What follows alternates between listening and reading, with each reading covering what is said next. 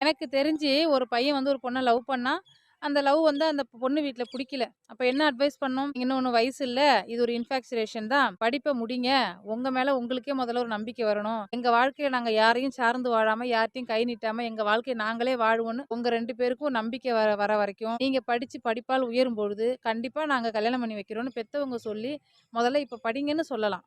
சரிங்களா? கேட்காம பண்றவங்கள 1000 வழி இருக்கு திருத்துறதுக்கு, மாத்துறதுக்கு. இல்லன்னா வெளியூர் எங்கேயாவது கொண்டுட்டு போலாம் யாரோ ஒரு குடும்பம். அந்த பொண்ணோட அம்மா, அந்த பொண்ண உசுரு போற மாரி கேட்டு, பச்சை பச்சையா தான் புருஷன் கூடயே சேர்த்து வச்சு பெத்த பொண்ண பெத்த அப்பனையும் சேர்த்து வச்சு ஒரு பெத்த தாய் பேசி, ரொம்ப உயிர் போற மாரி கேட்டதுனால, அந்த பொண்ணு அவங்க உயிர அவங்களே எடுத்துக்கிட்டாங்க. தூண்டுதலுக்கு காரணம் அந்த பெண்ணோட தாய். காதல் யாருக்குங்க வராது? புழு பூச்சிக்கே காதல் இருக்கு. அப்ப மனுஷனுக்கு இருக்காதா? முறைப்படி கல்யாணம், ஒருவனுக்கு ஒருத்தி சட்டப்பூர்வ கல்யாணம்லாம் இப்ப இடையில வந்தது. கண்ணால பார்த்து காதலிச்சது தான் அந்த காலம்.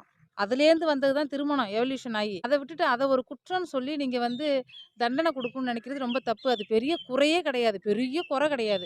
உனக்கு ஒரு பிள்ளை இருந்தா சொல்லுவியே, எனக்கு ஒரு பிள்ளை இருந்தா நான் கண்டுக்கவே மாட்டேன். நான் அந்த பிள்ளைக்கு ஒழுக்கமும், படிப்பும், டிசிப்ளின் தான் சொல்லிக் குடுப்பேன். சரிங்களா? அத குடுத்தா அவங்களே உங்க வாழ்க்கைய கரெக்ட்டா பெர்ஃபெக்ட்டா கொண்டு போயிருவாங்க. பிள்ளைங்க வந்து நல்ல சூழல்ல வரணும். அன்ப சொல்லிக் குடுக்கணும், ஒழுக்கம் சொல்லிக் குடுக்கணும், படிப்ப சொல்லிக் குடுக்கணும், எதிர்காலத்த எப்படின்னு சொல்லிக் குடுக்கணும். இப்ப அந்த பொண்ணு உசுர அதுவே எடுத்துக்கிச்சு. அந்த பையன ஓட வுட்டு விரட்டுறாய்ங்க. போலீஸ கூப்பிட்டு சமாதானம் பண்ணி வச்சும், அதெல்லாம் முடியாது. நாங்க உங்க ஜோலியெல்லாம் முடிச்சுட்டு நாங்க ஜெயில்ல போய் கம்பி எண்றோம், களி திங்கிறோம். நீங்க உயிரோட இருக்கக்கூடாதுன்னு அந்த பொண்ணும், அந்த பையனோட அம்மா, அப்பா, அந்த பையன், அந்த பையனோட தங்கச்சி, அக்கா எல்லாரையும் விரட்டுறாய்ங்க. ஓட ஓட அவங்க ஊர் ஊரா ஓடுறாய்ங்க. இதுல என்ன தப்பு இருக்கு? பொண்ண கண்டிச்சது இல்லாம உயிர் போற மாரி ஒரு வார்த்தை வெல்லும், ஒரு வார்த்தை கொல்லும். கத்திய விட கூர்மையானது நாக்கு. அந்த நாக்கால நல்லது பேசலாம். நீங்க கெட்டது பேசுறீங்க, உயிர் எடுத்ததுக்கு யாரு பொறுப்பாக முடியும்?